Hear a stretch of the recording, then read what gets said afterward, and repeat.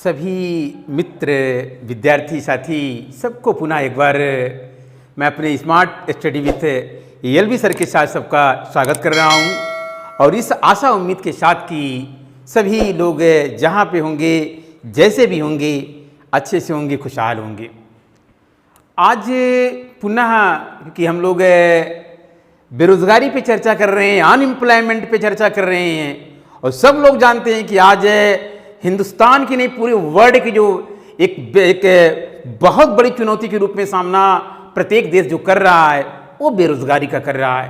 तो हमने पहले अपने पहले वीडियो के पार्ट 1 में बेरोज़गारी के आपको समझाया था कि बेरोज़गारी है क्या, और फिर हमने दूसरे पार्ट में हमने आपके सामने रखा कि विकासशील देश अर्थात क्या नाम है कि भारत में बेरोज़गारी की संरचना क्या है, क्या प्रकृति है, क्या नेचर है, इसके बारे में चर्चा हमने किया था।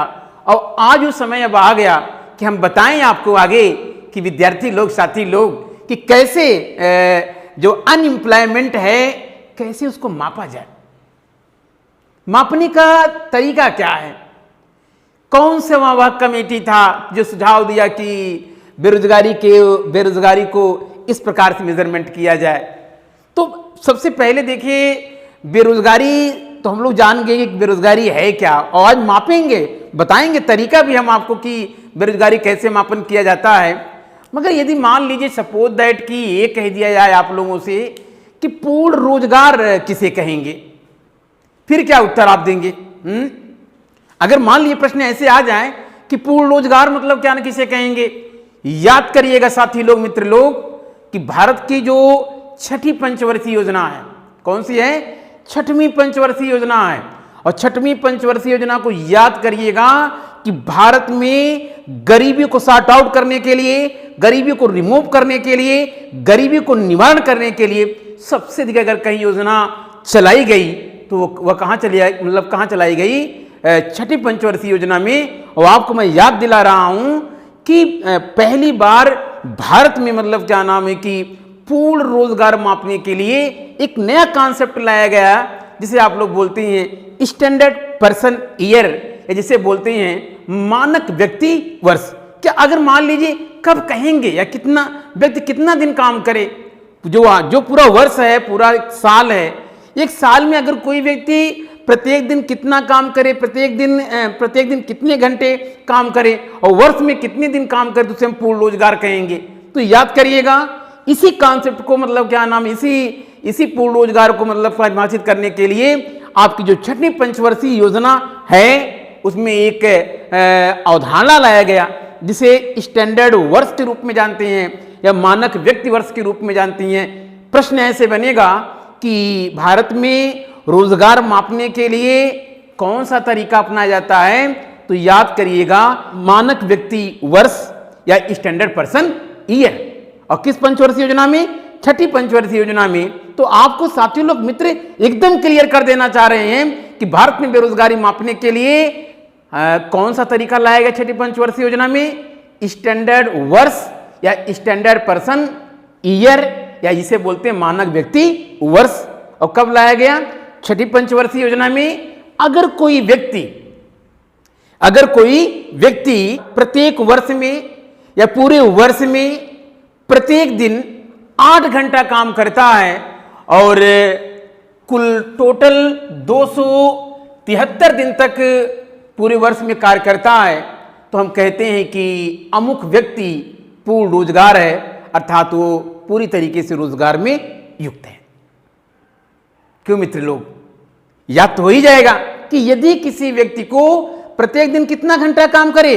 8 घंटा। देखिए हमने यहाँ पहले अलग से लिख दिया है ताकि आपको नोट्स बनाने में कहीं प्रॉब्लम ना हो, कि जब कोई व्यक्ति एक वर्ष में प्रत्येक दिन 8 घंटा, कितना घंटा?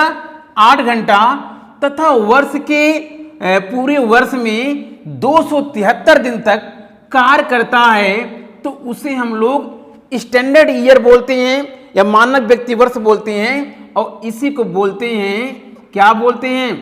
पूर्ण रोजगार। क्या बोलते हैं? पूर्ण रोजगार।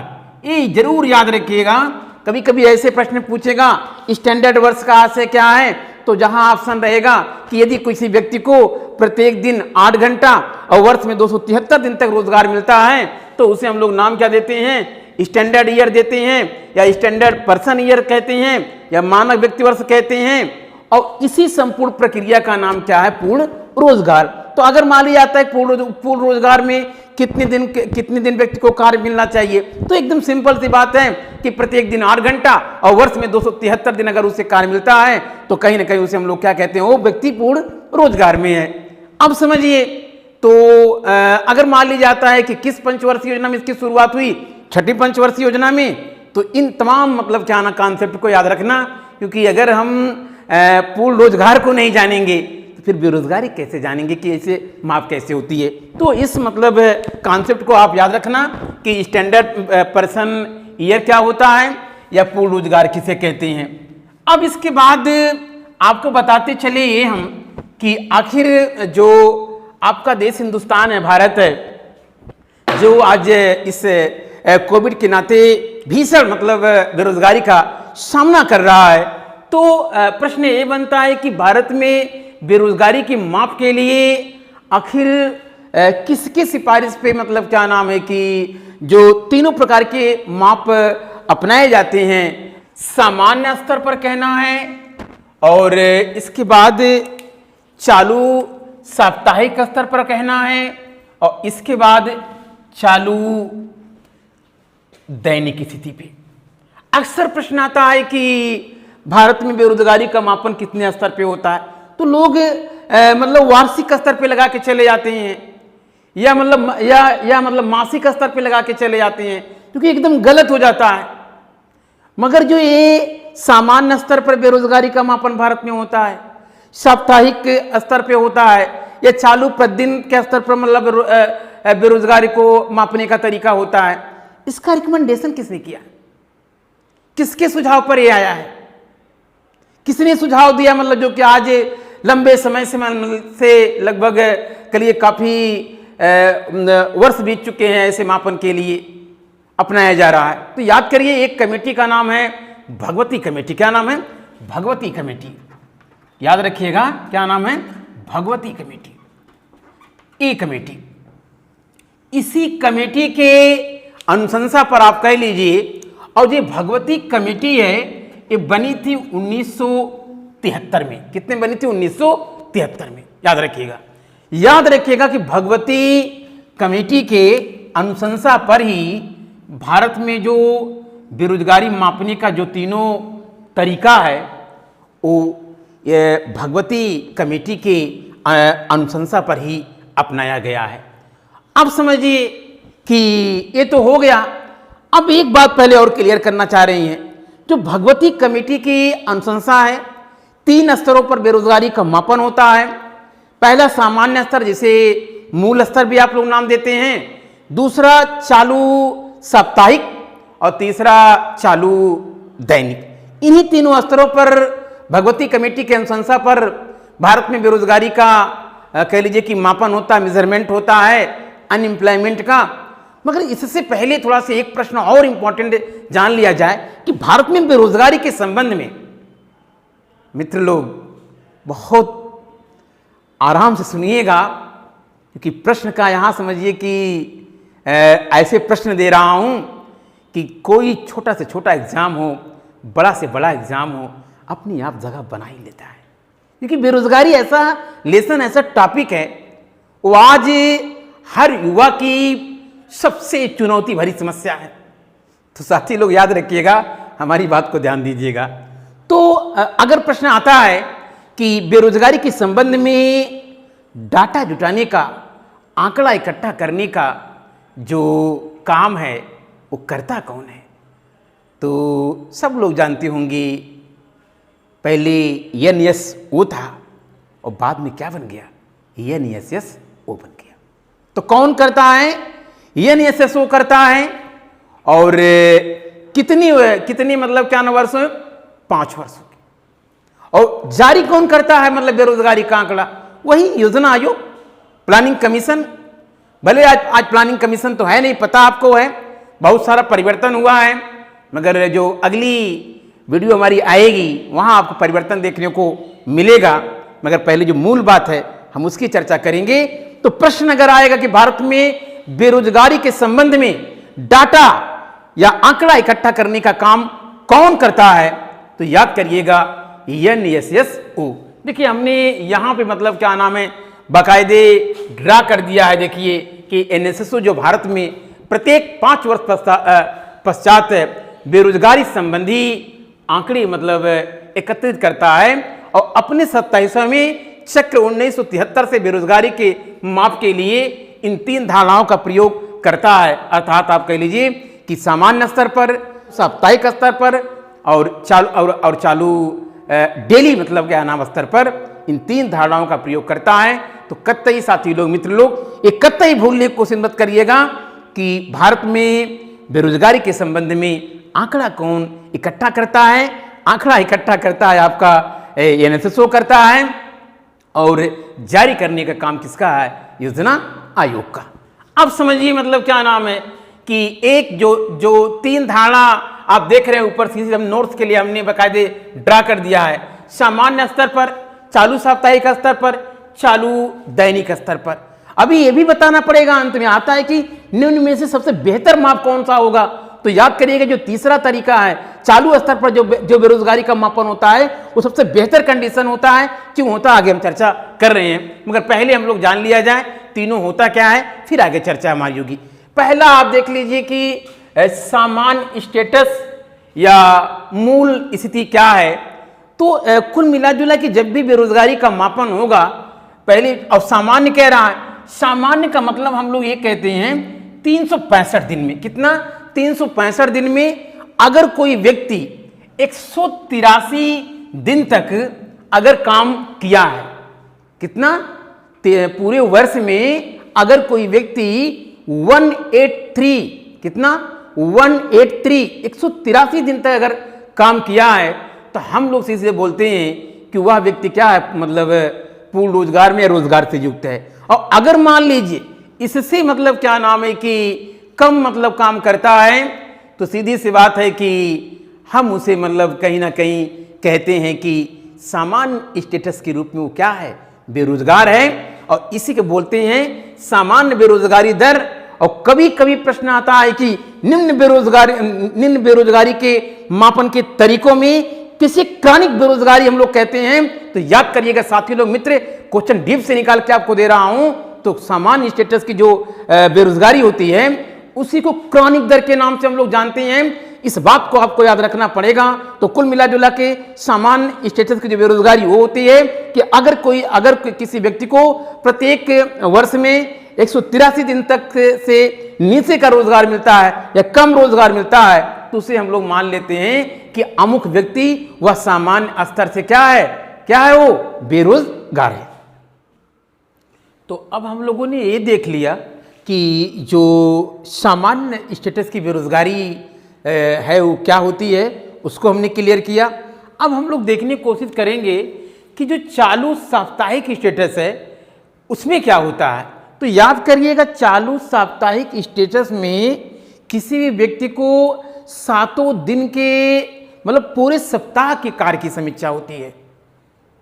क्या याद रखना है, जो चालू साप्ताहिक स्टेटस पर हम मतलब अनएम्प्लॉयमेंट को मेजरमेंट करने की कोशिश करते हैं उसमें हम पूरे सप्ताह का मतलब क्या ना देखते हैं कि कितने दिन व्यक्ति कार्य किया। जरा देखिए बोर्ड पे साफ साफ लिखा हुआ है कि यह समीक्षा दिन के ठीक पूर्व के सप्ताह या 7 दिनों में किसी व्यक्ति की कार्य की स्थिति को प्रदर्शित करता है।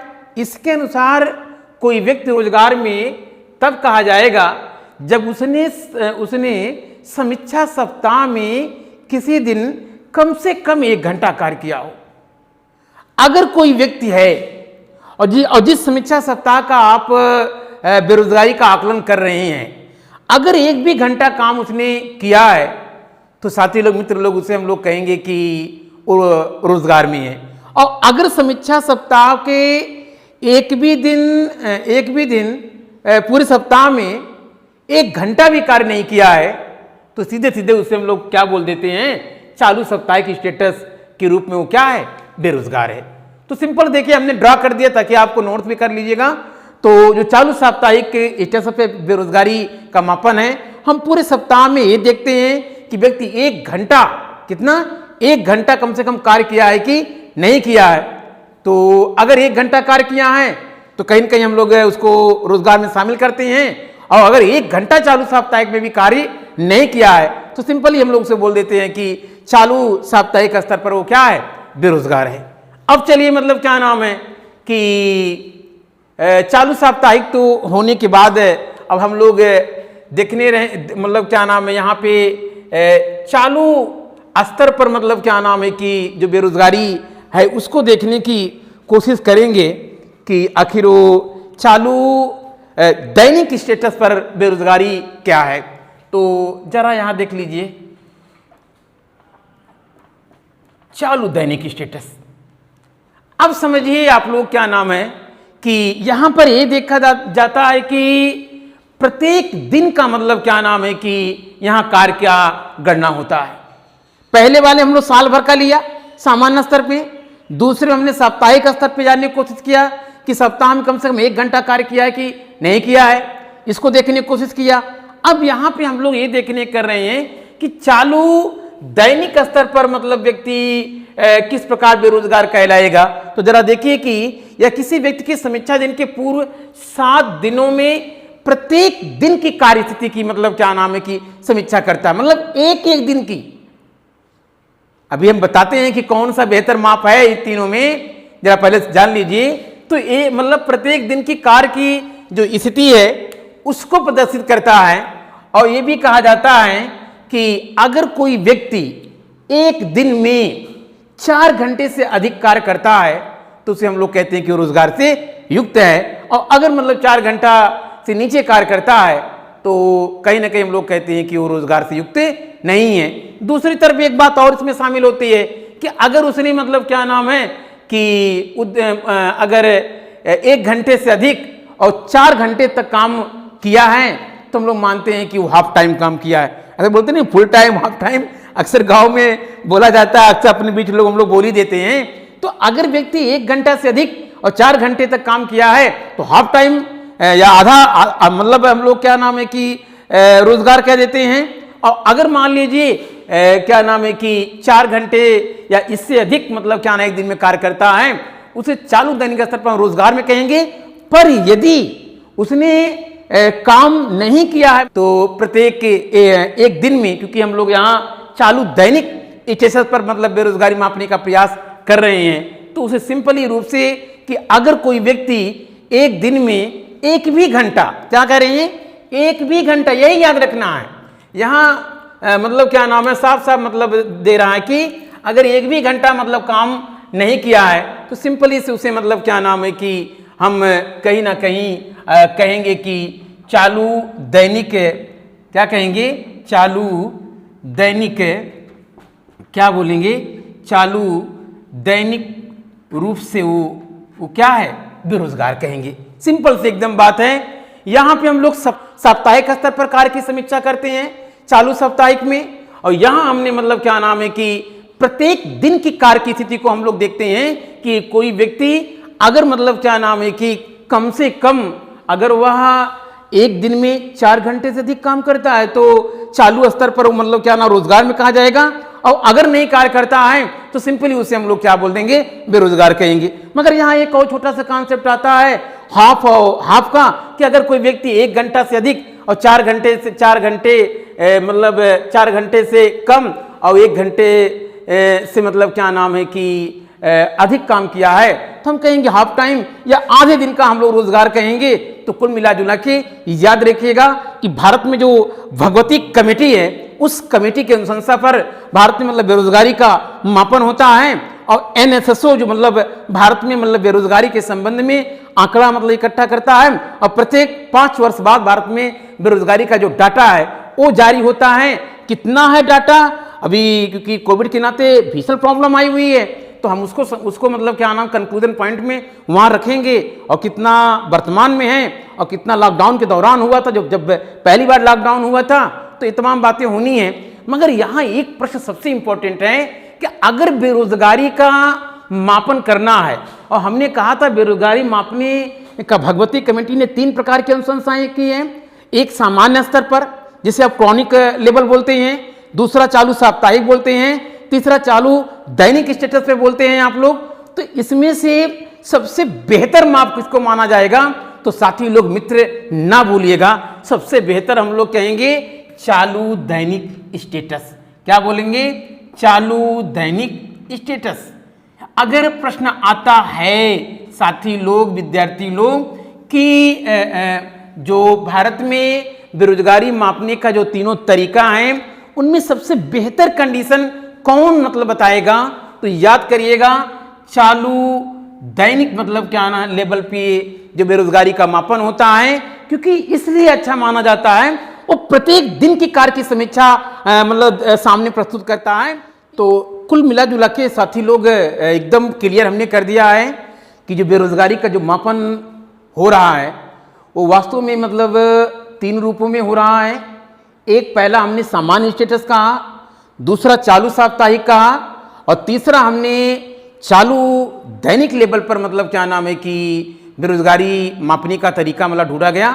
मगर यहाँ पे हमने दोहरा रहा हूँ, याद दिला रहा हूँ कि जो तीसरा जो मतलब है, जो ये चालू दैनिक स्टेटस पर बेरोजगारी है, वो तीनों बेरोजगारियों में सबसे बेहतर मतलब क्या नाम मापने का मेजरमेंट माना जाता है। और साथ ही क्यों माना जाता है? इसलिए बेहतर माना जाता है कि प्रत्येक दिन की कार्य की समीक्षा का अध्ययन होता है। इस नाते मतलब ये जो बेरोजगारी है, मतलब ये जो बेरोजगारी मापने का जो चालू दैनिक है, प्रत्येक दिन के आधार पर मतलब क्या नाम है कि बेरोजगारी को, अनएम्प्लॉयमेंट को मापा जाता है, वो बेहतर माप है।